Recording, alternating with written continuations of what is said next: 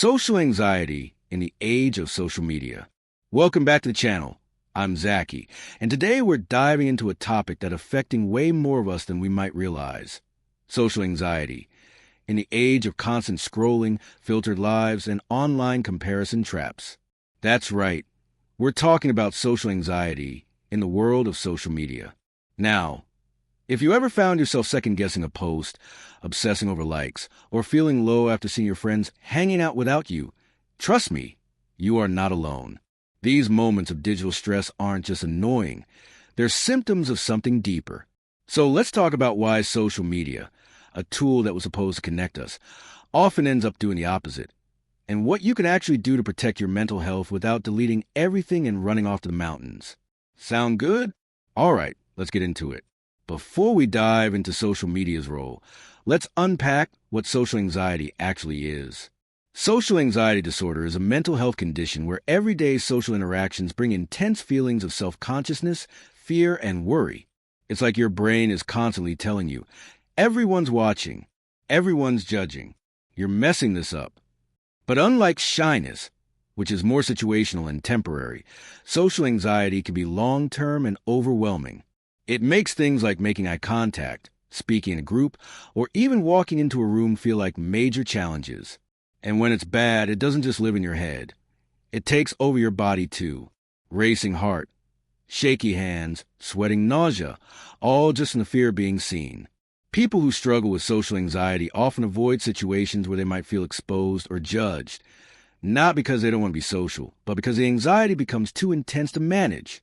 It's exhausting, and sadly, many suffer in silence. Now, picture this. You're already feeling anxious about how you come across in real life. And then you open your phone. Welcome to the world of social media, where everything is polished, curated, and filtered to perfection. Where people show only the best part of their lives, the fun trips, the job promotions, the perfect skin, the happy relationships. And what do? We compare. It's no longer just, what will people think of me at this party? Now it's, what will people think of my post? Or, why didn't anyone comment? Or, why am I not getting as many likes as they are? It's constant performance anxiety in a space that never turns off. And let's be real, social media wasn't designed to make us feel good. It was designed to grab attention and keep it. That means it rewards content that's loud, perfect-looking, or controversial. And if you're someone already struggling with self-esteem or fear of rejection, this environment can feel like an emotional minefield. Let's zoom in a little further and talk about the specific ways social media fuels our social anxiety. First, there's FOMO, or fear of missing out. You see friends at a dinner you weren't invited to. People you follow are traveling to beautiful places, buying new things, hitting milestones, and you're just sitting in your room, wondering why your life doesn't look like that. FOMO can trigger feelings of isolation, rejection, and self-doubt, even if nothing actually happened to you. Then there's obsession. Maybe you post a photo or a story you felt excited about, but then nothing. The engagement is low. People aren't reacting the way you hoped. Suddenly, that one post starts to feel like a reflection of your entire worth. Even worse, you start deleting posts that don't perform well, not because you don't like them, but because they didn't get enough digital approval. Messaging and replies, also a battlefield. You might stress for hours about crafting the perfect message, only to be left unseen. And that can ruin your whole day. One little dot under a message becomes a spark for an emotional spiral. It's all these micro moments, liking, scrolling, posting, comparing, that slowly chip away at your self-confidence, without you even realizing it. Let's get a little science-wise, but I promise, it's a cool kind of science. Our brains are wired for social interaction. We're pack animals by nature. So when someone gives us attention or approval, our brain rewards us with a little shot of dopamine, that sweet feel-good chemical. Social media taps into that reward system and gives us those dopamine hits through likes, shares, and comments. But here's the catch. It's short-term dopamine. It fades quickly, and then we want more. This creates a loop where we're constantly checking for engagement, even when we don't realize it. That's part of why social media can become addictive. Now, when you add social anxiety into the mix, things get trickier. that same system becomes overloaded.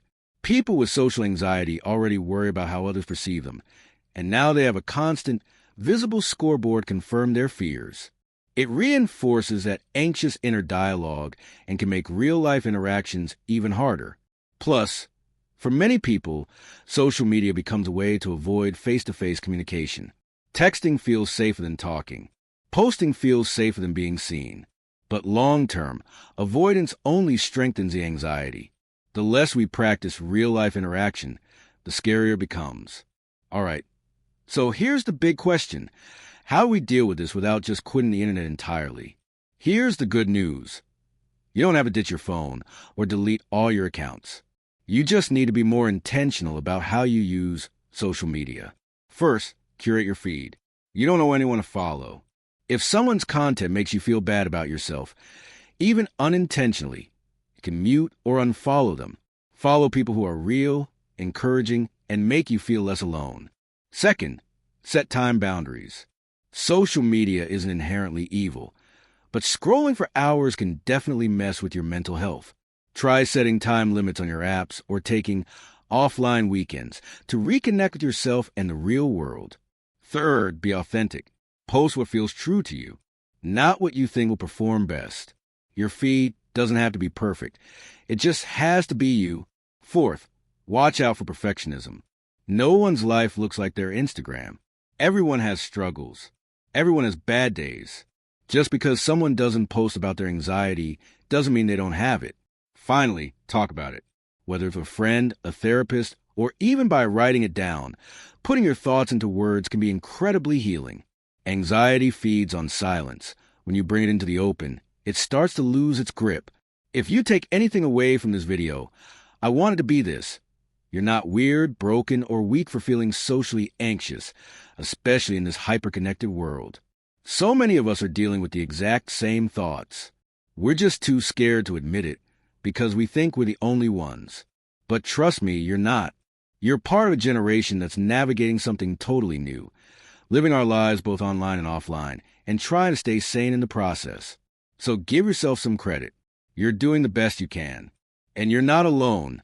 Not here, not in this community, not on this channel. All right, friends, thank you for hanging out with me today. If this video helped you feel seen or gave you some tools to deal with your own anxiety, drop a comment below and tell me your thoughts.